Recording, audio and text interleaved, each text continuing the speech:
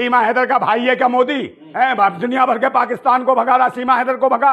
शान हुई क्योंकि सीमा पाकिस्तान से सनातन धर्म ग्रहण करके नेपाल पहुंची थी। नेपाल में सचिन मीना के साथ विवाह करके भारत आई। भारत में भी शादी हुई और शादी के बाद पिछले माह उसने भारत में एक बेटी को जन्म दिया है और भारत सरकार ने इस संबंध में जो निर्णय लिया है। दोस्तों, सीमा हैदर की अब उल्टी गिनती शुरू हो चुकी है। अब इसका टाइम बहुत ही ज्यादा खराब आने वाला है।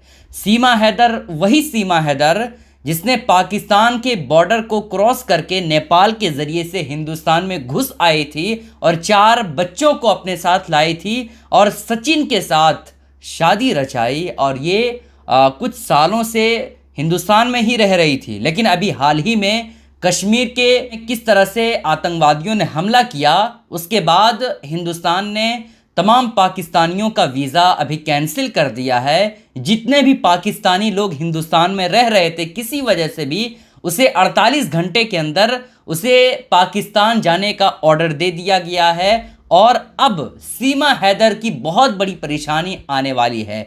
क्या वाकई में सीमा हैदर अब हिंदुस्तान को छोड़ने वाली है? हिंदुस्तान में सरकार नहीं रहने देगी? आखिर इन बातों की हकीकत क्या है? आइए मैं आपके सामने जो बड़े बड़े लोगों का बयान है वो मैं आपके सामने सुना देता हूं और सीमा हैदर के वकील का क्या कहना है वो भी आपको सुनाते हैं। वीडियो को आप ध्यान से देखिएगा, इसमें सारी बातें आपको पता चल जाएगी कि सीमा हैदर का अब क्या होने वाला है। क्या वाकई में सीमा हैदर को भारत सरकार जो है उसे पाकिस्तान जाने पर मजबूर कर देगा? ये सारी बातें आपको वीडियो में पता चलेगी, पहले आप वीडियो देखिए। सीमा हैदर का भाई है क्या मोदी? दुनिया भर के पाकिस्तान को भगा रहा, सीमा हैदर को भगा। और सीमा हैदर के हिसाब से जब सीमा हैदर आई थी नेपाल के रास्ते, ऐसे ही आतंकवादी आए हैं, इसीलिए वहां पहुंच गया बिहार कि भाई बिहार से होते हुए नेपाल होते हुए जाएंगे और मोदी पकड़ेगा। तो इसने वहां से ही डायलॉग डिलीवरी चालू की। कश्मीर में सरकार ने कहा था कि नोटबंदी के बाद आतंकवादियों की कमर टूट गई है, उनकी औकात खत्म हो गई है और इन्होंने कहा धारा 370 हट गई है। अब ये पूरी तरीके से कश्मीर आजाद है, किसी की हिम्मत नहीं है। मगर ये लोग कहां से आ गए भाई? कैसे मार गए? जम्मू कश्मीर जहां मारे गए वहां क्यों नहीं गया? तो बिहार क्या करने गया? नेपाल के रास्ते होके आए थे क्या? बिहार के रास्ते जो बिहार बॉर्डर पर पहुंच गया कि वहां से निकलेंगे? अबे जहां जो मरे वहां क्यों नहीं गए? वहां क्यों नहीं गया जम्मू कश्मीर?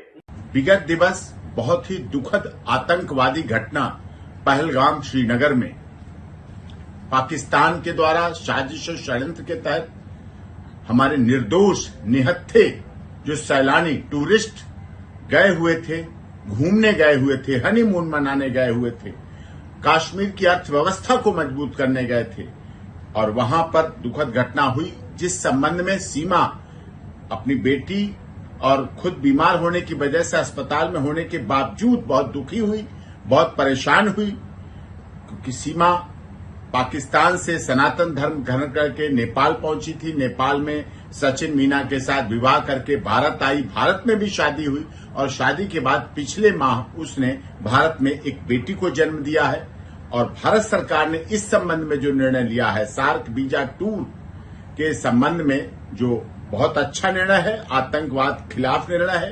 लेकिन सीमा के मामले में सीमा के सारे डॉक्यूमेंट्स माननीय गृह मंत्रालय, भारत सरकार और एटीएस के पास जमा है। माननीय महामहिम राष्ट्रपति जी का याचिका लंबित है। सारे आदेश जो सीमा माननीय अदालत ने दिए थे जमानत के दौरान, उत्तर प्रदेश की माननीय अदालत के द्वारा जो आदेश सीमा को जमानत के समय दिए गए, उनका पूरी तरह से पालन कर रही है। उसी आदेश के अनुसार अपनी ससुराल में रबुपुरा में रह रही है, कानून में विश्वास रख रही है। पूरी तरह से भारत सरकार, उत्तर प्रदेश की माननीय सरकार और माननीय अदालत का पूरी तरह से अक्षरशः पालन कर रही है और इसी तरह इस विश्वास के साथ कि पूरे आदेशों का भविष्य में भी पालन करती रहेगी। वो स्वयं इस घटना से दुखी है, अपने बच्चों के साथ है, शरण के आधार पर है। यही हालात उसके साथ भी थे और आज भी हो रहे हैं कि सीमा, सचिन मीना और स्वयं मुझे भी पाकिस्तान के लोग यही षड्यंत्रकारी आतंकवाद में विश्वास करने वाले मारने का धमकी, काट डालने की धमकी, टुकड़े कर देने की धमकी, बर्बाद करने की धमकी मुझे और सीमा के परिवार और बच्चों को लगातार दी जा रही है, सोशल मीडिया के द्वारा भी दी जा रही है। और इस संबंध में भी आगे कार्रवाई की मांग भी समय समय पर की गई है। लेकिन हम लोग सीमा सचिन मीना और वो पूरी तरह से भारत सरकार, उत्तर प्रदेश सरकार, केंद्र सरकार का विश्वास और उनके पूरी तरह से आदेशों का पालन करेंगे।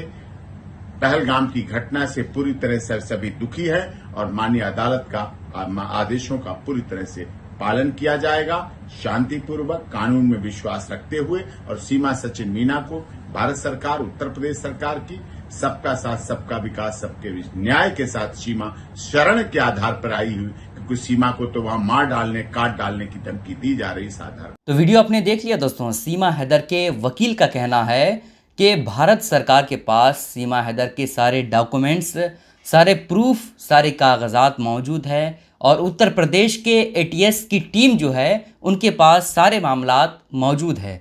अब भारत सरकार ये तय करेगी कि सीमा हैदर यहाँ रुकेगी या नहीं रुकेगी। उत्तर प्रदेश की एटीएस की टीम ये डिसाइड करेगी कि सीमा हैदर यहाँ रुक सकती है या नहीं रुक सकती है। पूरा फैसला अभी आना बाकी है। अब देखना ये है कि कल या परसों इस बारे में क्या कुछ खबर आती है। आप हमसे जुड़े रहिए, सारे अपडेट्स आपको बताता रहूँगा। बस आपसे गुजारिश है कि वीडियो को आप ज़्यादा से ज़्यादा शेयर करें, चैनल को ज़रूर सब्सक्राइब कर लें। अस्सलाम वालेकुम रहमतुल्लाहि व बरकातहू।